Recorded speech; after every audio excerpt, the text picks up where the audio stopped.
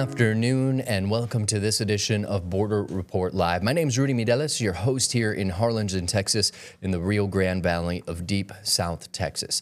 We've got a great program lined up for you today. In just a little bit, our San Diego correspondent Salvador Rivera is going to be joining us to lead a conversation with someone you've seen on the program before. We're talking about Pablo Manriquez of MigrantInsider.com. Always a great conversation with Pablo coming to us from the nation's capital. But first, as always, let's go ahead and start today's edition by taking a look at what's trending across the border. Starting in Minneapolis, where smoke filled the streets Wednesday night near the site of the latest shooting, as federal officers wearing gas masks and helmets fired tear gas into small crowds.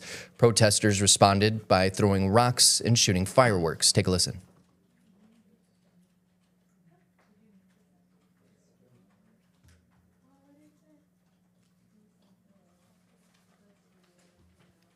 Having a slight technical difficulty there, but it was a little over a week ago that Renee Good was shot and killed by an ICE agent. And since then, demonstrations have been taking place daily in Minneapolis. Agents who have removed people from their cars and homes have been confronted by angry bystanders demanding that they leave the city and the state of Minnesota. Mayor Jacob Frey said, quote, "This is an impossible situation that our city is presently being put in.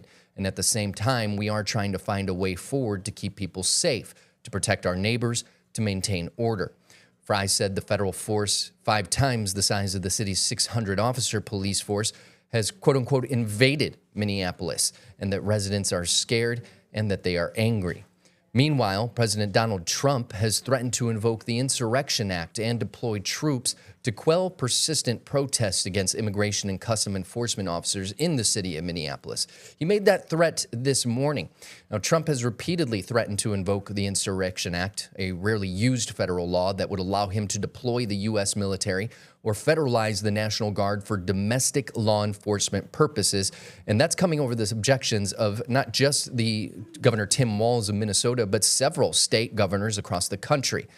Quote, "If the corrupt politicians of Minnesota don't obey the law and stop the professional agitators and insurrectionists from attacking the patriots of ICE, who are only trying to do their job, I will institute the Insurrection Act, which many presidents have done before me, and quickly put an end to the travesty that is taking place in that once great state," Trump said in a social media post.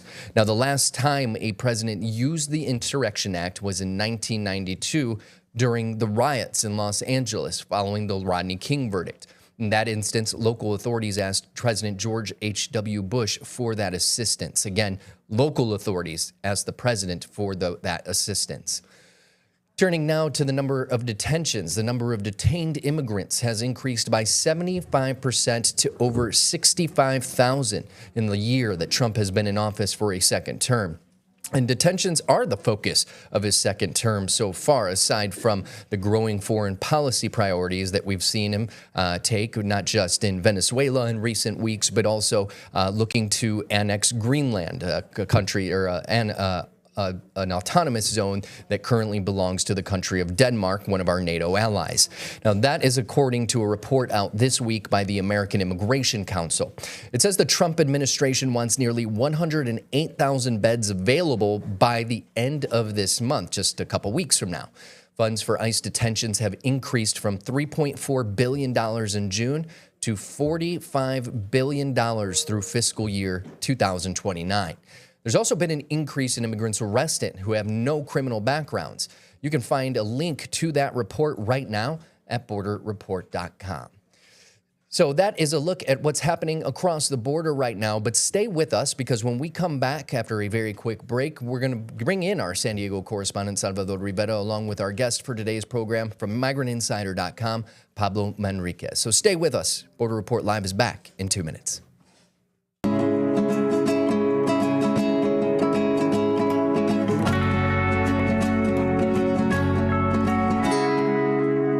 And welcome back to this edition of Border Report Live. Going to get through some more headlines before we get into bringing in our guest for today's program, Mr. Pablo Manriquez from MigrantInsider.com. Now, going back to what's been happening in Venezuela, Vice President J.D. Vance cast a tie-breaking vote on a resolution that would have limited the president's ability to order military action in the country of Venezuela without Congress giving the green light first. Senate Democratic leader Chuck Schumer said after the vote that Republicans abdicated their responsibility under the Constitution, saying, quote, "What has happened tonight is a roadmap to another endless war because this Senate, under Republican leadership, failed to assert its legitimate and needed authority." Now, Trump pressured 5 Republican senators who joined with Democrats to advance this resolution initially last week. 2 of those Republican senators, Josh Hawley and another senator from Indiana, flipped under the pressure. As far as what Americans are thinking about the president's foreign policy, most are disapproving, according to a new AP NORC poll. Just about 6 in 10 Americans disapprove of how Trump is handling the issue of foreign policy, and most Americans, 56%, say that Trump has gone too far in using the military to intervene in other countries. Now, Trump's continued focus on global issues could end up being a liability given its sharp contrast with the American First platform he first ran on, and amid growing concerns with Americans about the costs they're paying to put food on the table. Now, as far as Americans' thoughts on how the president is handling immigration, just 38% of U.S. adults approve of how President Trump is handling immigration, which is down from 49% in March. Now, this poll was actually conducted between January 8th and 11th, shortly after the death of Renee Nicole Good. Now, despite most Americans not liking the immigration actions, Homeland Security Secretary Kristi Noem said today that the president could activate those federal troops, as we mentioned earlier in Minneapolis, if he wants to. And she defended a federal officer shooting the man that we told you about earlier in the program. Noem did not say whether or not the president would actually invoke the Insurrection Act to send forces to the city of Minneapolis. Time now to bring in our San Diego correspondent, Salvador Rivera, along with our guest for today's program, Pablo Manriquez of MigrantInsider.com. Thanks so much for joining us once again, Pablo. Thank you so much for having me. I wanted to ask you, Pablo, right away, and this is something Rudy was talking about, how the Senate basically gave President Trump carte blanche in Venezuela. Do you want to go in? Go ahead. And this happened because Josh Hawley of Missouri and Todd Young of Indiana flipped. What are you hearing there in the halls of Congress, and why do you think this happened? I can only guess. Yeah, at this point, unfortunately, I can only guess too. There's always a lot of inside baseball on the back end of like things that are being traded into the future. So Josh Hawley obviously is very heavily involved in tech regulation. He has a lot of sort of these Missouri Christian issues that, from abortion to what have you. So there's no telling what he traded Venezuela down for. But the dynamic to understand this is that it has less to do with Venezuela and probably has more to do with an upcoming package, whether it's in the appropriations bill, whether it's through the continuing resolution.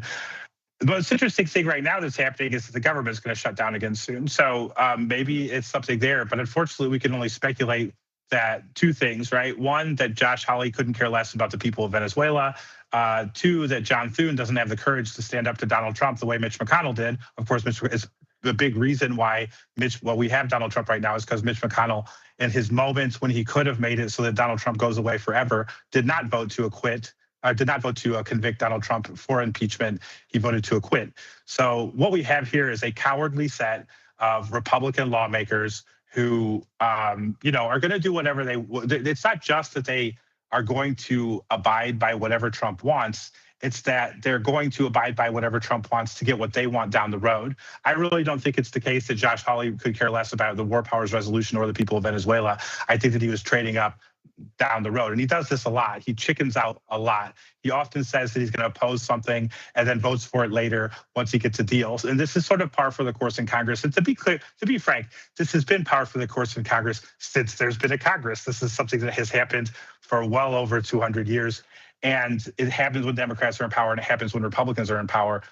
Unfortunately, right now, though, it means that the war powers of Congress have basically been taken from Congress and given to the president. And the president obviously is out of his mind. He's aging. A lot of people are saying he has dementia, and we're giving him the war powers. So he will be able to use Venezuela as a precedent to continue threatening Greenland, to continue threatening Colombia, and so on. So the Senate has done something incredibly cowardly and incredibly short-sighted, but that is the hallmark of John Thune's leadership during this Congress as majority leader. He's incredibly short-sighted. He has given away he has eroded so many precedents that the Senate has run on for so long, just to give Donald Trump short-term victories. Mm-hmm. And Trump's also implying that he might go into Mexico going after the cartels. So that would be something to see. Hopefully it does not happen. Good luck. Yeah. Right. So you mentioned we have been hearing rumors about another government shutdown. Tell us what that is all about. So the government runs out of money again on the 30th. It's a soft shutdown, I think, on the 30th. And right now, the 8 appropriations bills have been reduced to 7 as they've taken the Homeland Security bill and taken it completely out because, nobody wants to fund ICE. And even the Republicans are kind of scratching their head about, why the Department of Homeland Security is asking for more money when they just got $170 billion through the end of the decade. So specifically for immigration enforcement. So for them to come back hat in hand and say they need more money is kind of ridiculous. But that's what the Pentagon does. The Pentagon has the National Defense Authorization Act, and then they have the Defense Appropriation Act. So they get to double dip every year and getting more money, right? That's what the Homeland Security Department wants to do too now. And Democrats are pushing back after being raked to the coals by their constituents after the murder of Nicole Good. But I would tell your viewers, expect a government shutdown. It's coming. Democrats have every incentive to have a long, painful government shutdown for Donald Trump, because what was happening during the last government shutdown is that Trump was being blamed, and then Democrats kind of walked away from it. But there seemed to be this strategic imperative that, well, we'll walk away from it for now into the new year. We'll all get to go home for Thanksgiving. We'll all get to go home for Christmas. But then we'll come back and shut down the government. So it'll be interesting. And shutdowns, so are always a blame game. Who wins the blame game is the subject of polling, right? So if polls show that Republicans are being blamed, the Democrats have no incentive to work with Republicans. And if polls show that Democrats are being blamed, then the shutdown will probably be pretty short. Mm-hmm. You reported Migrant Insider, which I strongly recommend people get. ICE, and you just mentioned it, ICE wants more money, 10% more money. It already has more money than the U.S. Marine Corps. What could it possibly need another 10% for? Well, it doesn't need any more money. Obviously, it has more money than it knows how to spend, especially for somebody like Kristi Noem, who has never had a budget 5% as big as the budget she has right now, which is why we're seeing so much idiocy in how they spend their money on private jets. They don't even vet their employees. I don't know if you saw, but there was a writer for Slate the other day who got hired for ICE with barely applying. She didn't turn in her background check. She submitted a blood test that was full of cannabis, urinalysis that was full of cannabis, and then they offered her the job anyway. So Kristi Noem is, at this point, a lot of people here in Congress especially are calling, she's known in Congress as the idiot, and that's something that's true on both sides of the aisle. People are just not impressed with her intellectual capacity, but really she's just a lightweight. She was a lightweight in Congress. She never really accomplished anything while she was here in the House of Representatives, and she was the governor of a state that has, 10 staffers to the governor. Now she has an agency that with hundreds of thousands of workers and a budget of, I think, $36 billion just for ICE. And, she's making the kind of mistakes that, people make when they get a ton of money for the first time and have no plan on how to spend it. And another thing you can remember about this ICE, the money for immigration enforcement, it's must spend. If they keep it, it disappears. So they have to spend it, right? So they're giving her money that she has to spend, and she sucks at spending it. So people are pushing back now in the appropriations process because it's like, well, she can't spend the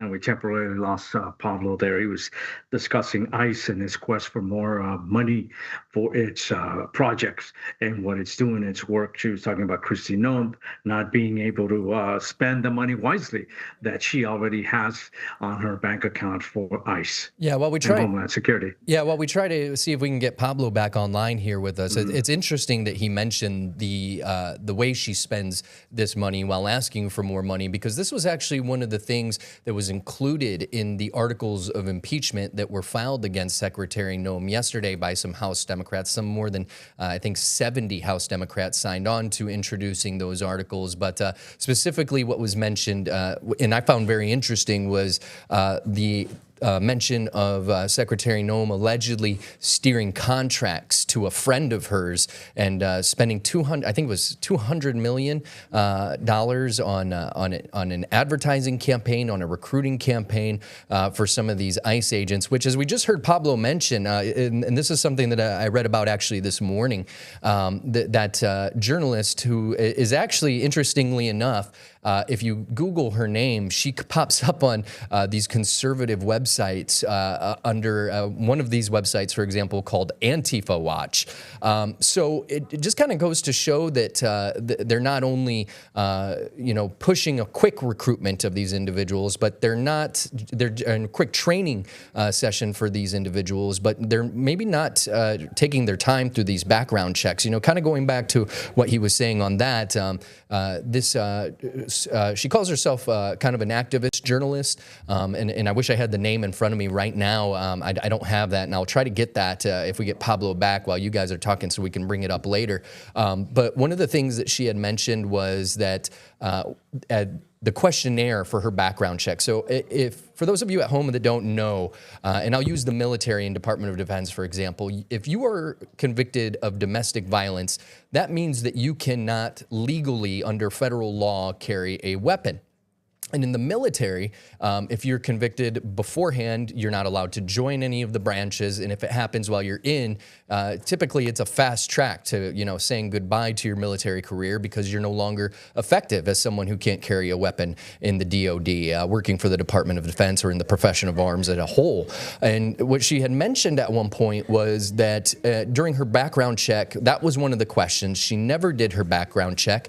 And after a few weeks, she actually found out that she had actually been hired by ICE despite never even accepting the job, that she had been officially labeled as an ICE agent. And what was interesting is that background check was actually marked as completed 3 days into the future from when she had gotten that email saying that she had been accepted into the agency conditionally. So, going back to that, I think that's one of the biggest problems right now for Kristi Noem is how she's, take away all the things that we're seeing on the ground, that we're hearing on the ground, that all the back and forth. The effective spending of money, taxpayer dollars, I think has been a big problem for her. And I think that might actually play in, if I can just throw in my little bit of analysis here, Sal, that might actually play into how this impeachment process goes. Now, obviously, GOP, even though it's a slim majority now after some recent events with one lawmaker passing away, and perhaps even redrawing of districts, depending on how the courts go, especially in California. We've spoken about it. Congressman Issa, for example, may no longer be on the GOP's bench, at least for now. There's talk about him moving here to the state of Texas to try to win another seat. But with that slim majority, we've seen now Senate Republicans, despite flipping last second, like at this time, Josh Hawley, who we just spoke about, it could be something that actually comes up again. And, depending on what happens after the midterms, you really could see that start to impact, everything. Again, take everything away that we've seen on the ground, what the reaction to ICE agents, the now 2 shootings in the city of Minneapolis, one that ended up fatally for Renee Good.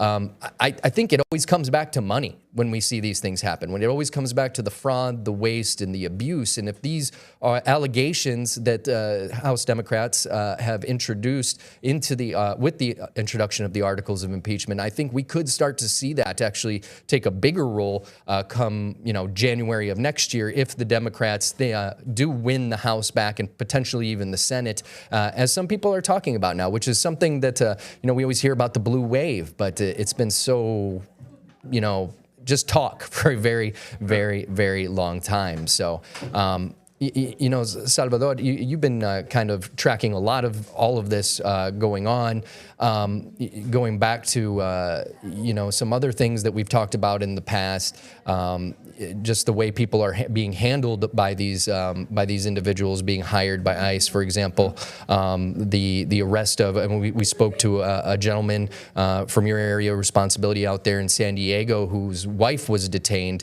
you know, things like that.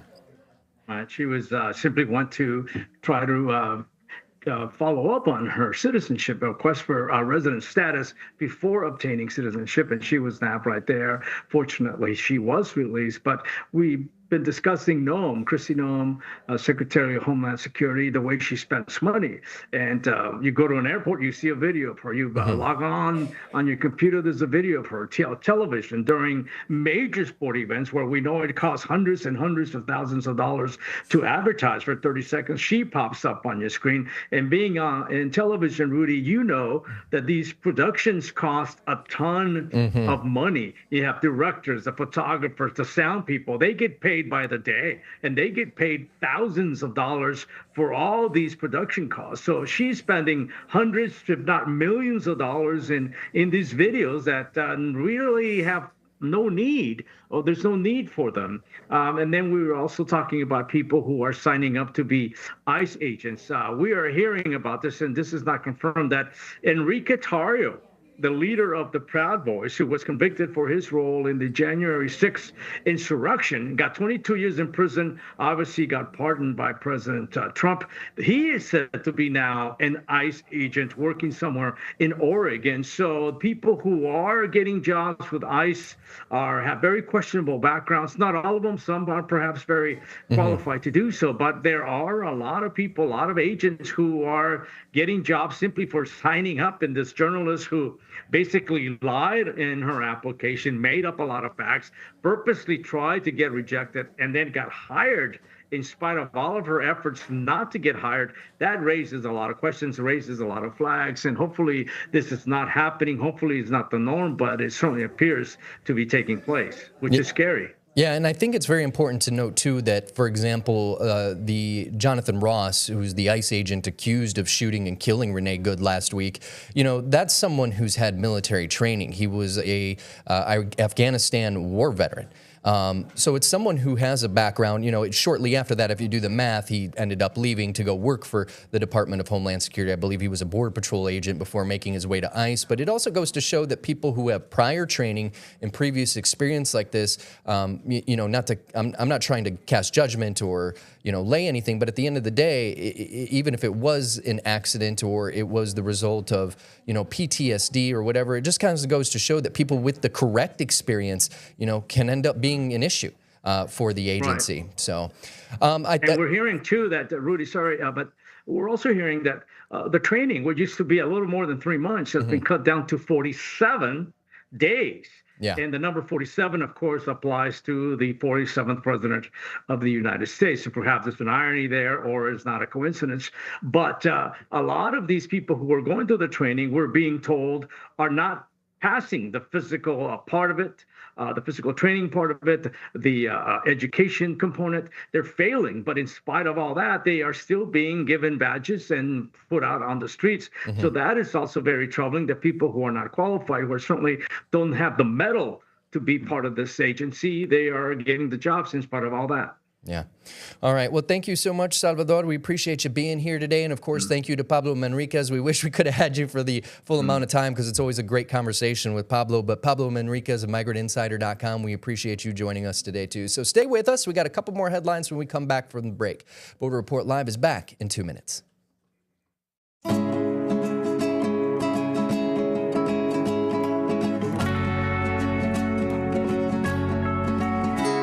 And welcome back to this edition of Border Report Live. Got one more headline to tell you about, and that is Democrats across the country are proposing state laws to rein in federal immigration officers and protect the public following this recent string of shootings we've been talking about today.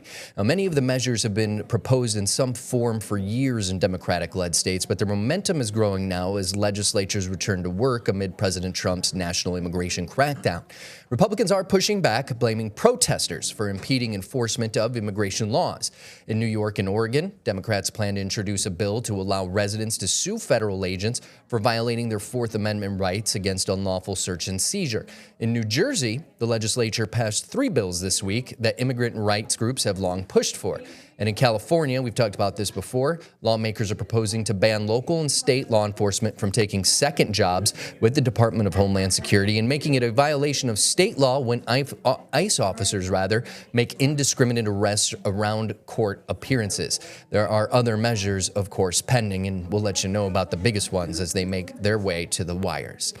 Really quick, wanted to tell you about our friends at Political Power Ranker. It's a weekly show tracking the movers, shakers, and rule makers in American politics. Next Star's Director of Political Content, Chris Berg, and Director of Emerson College Polling, Spencer Kimball, break down who's up and who's down in the world of politics based on data. This week, it's focused on Texas, and that's always a big one when it comes to the border. So make sure to check it out. You can find more on politicalpowerranker at abc27.com, or your local Next Star station's website. That's going to do it for us today. Thank you so much again to Pablo Manriquez. We'll get him on again in the future. Thank you to our San Diego correspondent, Salvador Rivera. I'm Rudy Mireles. Until next time.